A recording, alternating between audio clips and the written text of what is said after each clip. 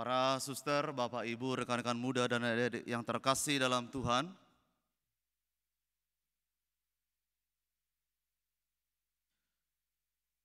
Setiap kali kita merayakan Minggu Kita Suci Nasional, gereja punya satu pesan untuk kita supaya kita lebih mengintensifkan kedekatan kita, cinta kita pada sabda Tuhan.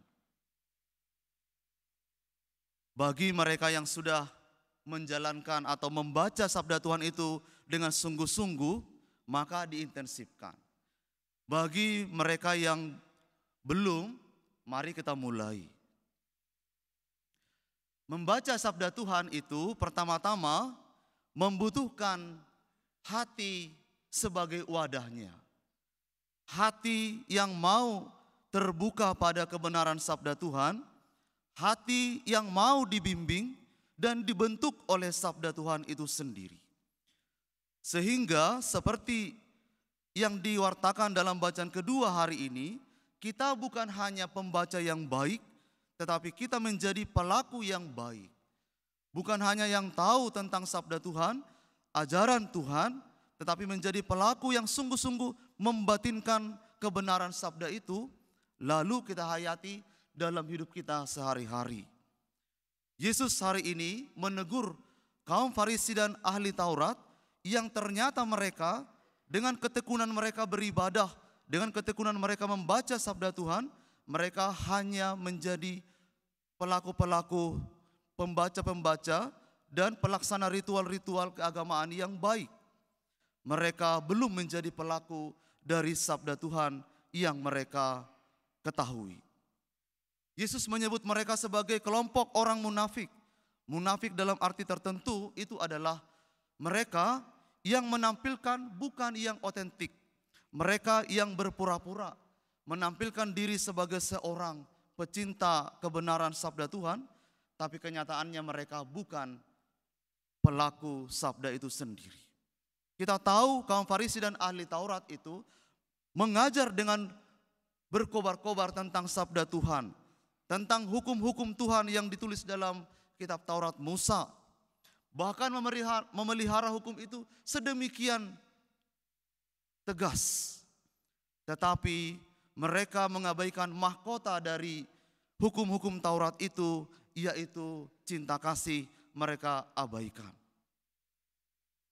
Saudara-saudari yang terkasih, kehidupan beriman, kehidupan beragama yang dilakukan oleh orang-orang seperti ini dengan kemunafikan ini, itu adalah kehidupan yang sia-sia. Bagi Yesus, hidup beriman yang seperti ini hanyalah akan menjadi hambatan bagi banyak orang yang ingin mengenal Tuhan, bagi banyak orang yang ingin sampai pada kebenaran sabda Tuhan.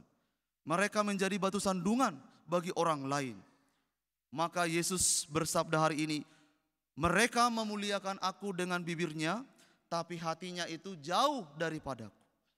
Percumalah mereka beribadah dengan berkobar-kobar itu, tetapi mereka tidak melakukan apa yang dikehendaki oleh Tuhan. Saudara-saudari yang terkasih, hal yang paling Yesus kecam di sini adalah karena mereka ini begitu mencintai adat istiadat mereka sampai mengabaikan kebenaran firman Tuhan. Bukan Tuhan Yesus ini ingin mengabaikan adat istiadat.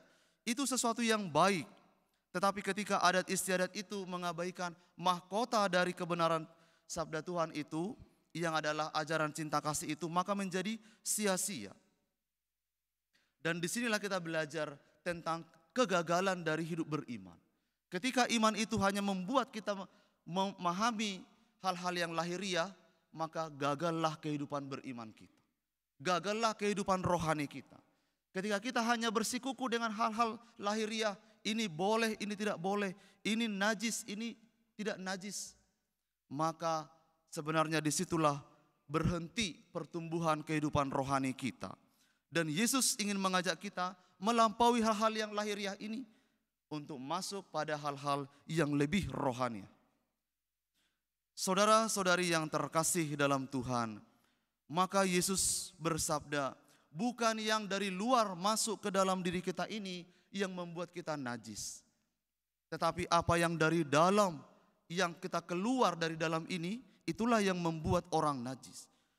Ini sangat bisa dimengerti karena bagi orang pada zaman itu, hatilah yang menjadi representasi dari seluruh kepribadian kita. Tidak ada hubungannya antara makanan apapun jenisnya dengan kekudusan hati. Tidak ada. Orang seringkali mengada-adakan aja. Tidak ada yang bisa menjamin kalau orang makan makanan berlemak atau yang lain lalu hidupnya menjadi baik. Tidak ada. Bagi Yesus, makanan apapun itu sifatnya baik untuk tubuh. Tidak ada najisnya.